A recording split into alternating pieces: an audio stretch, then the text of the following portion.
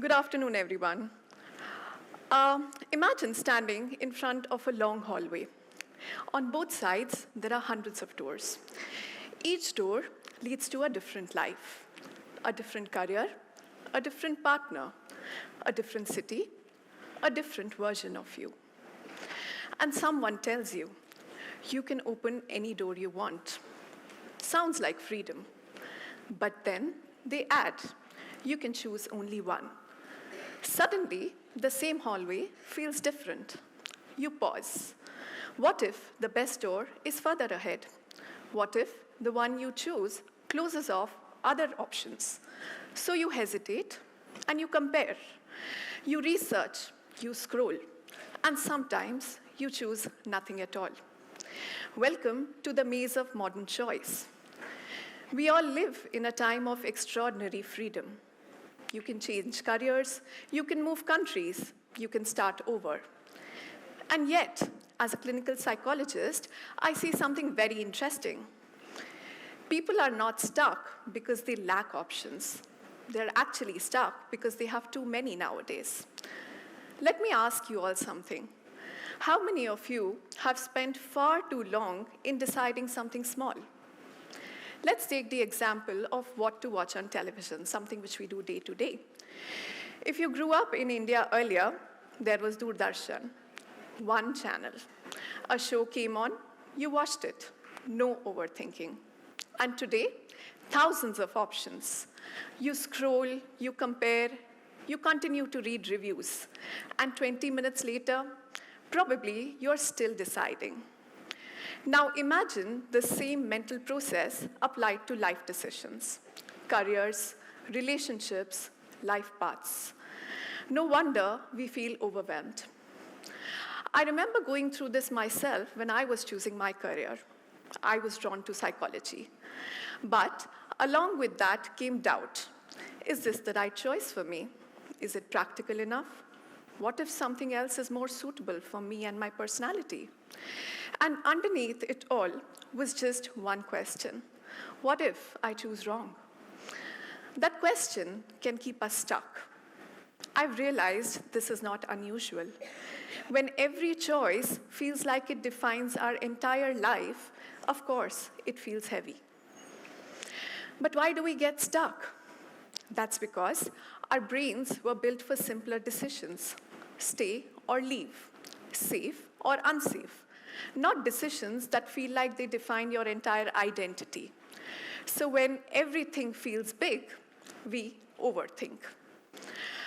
I would also like to share with you a story of a client of mine who was juggling between two very attractive job offers.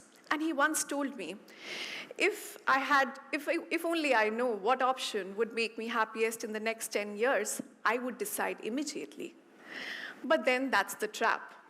We are not just trying to choose. We are trying to guarantee the future. And that is not possible. A big part of this is fear of regret. We imagine a future version of ourselves saying to us, I chose wrong. And that imagined regret feels so uncomfortable that we avoid choosing altogether. And then, of course, there's comparison. We constantly see curated versions of other people's lives on social media. Every other path starts to look appealing to us. And choosing one begins to feel like missing out on the rest. So if overthinking, fear, and comparison are all a part of this, what is it that actually helps us? Let's come to the light in the maze now.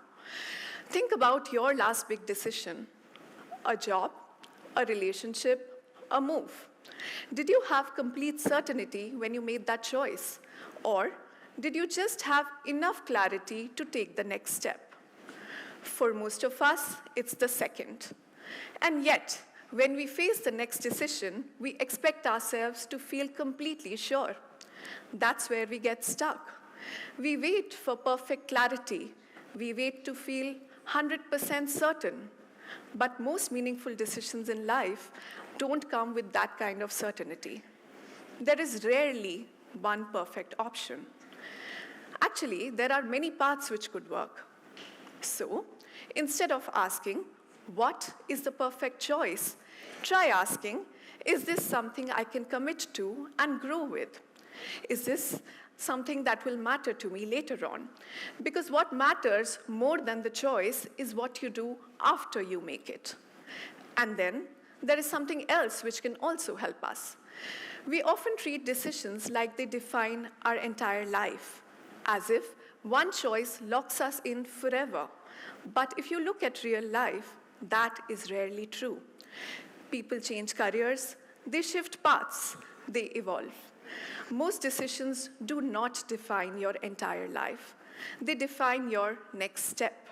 So, instead of asking, is this the right decision for my entire future?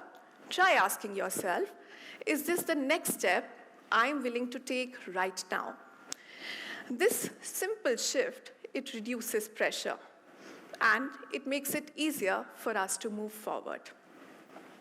And finally, we often assume that meaning comes from choosing the right thing.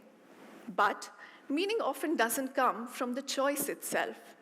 It comes from what we build after we choose. A relationship becomes meaningful because you invest in it. A career becomes fulfilling for us because we grow into it. A life becomes meaningful because we keep showing up, not because it was perfectly chosen on one day. So if you think about your own life also, the things that matter most to you today, were they actually perfect choices? Or are these the things that you keep showing up for again and again? So maybe the real problem isn't that we don't have clarity. It is that we expect clarity too early, before experience, before commitment, before growth. So what is it that helps us move forward? Not certainty, but choosing something that is good enough, focusing on the next step, and creating meaning through what we do after we choose. And underneath all of this is trust. The trust that you will figure things out along the way. Life will always offer more doors than we can walk through. And yes, every choice will close off other possibilities. But that's not something to fear. That's what gives a life its shape. Because a meaningful life is not built by keeping all doors open. It is built by choosing one and walking through it fully. So, the next time you find yourself standing in that long hallway again, overthinking, hesitating, trying to get it all perfect, remember this. You do not need the perfect door. You don't need complete certainty. You just need a door that feels good enough for now, and the courage to walk through it and make it meaningful. Thank you.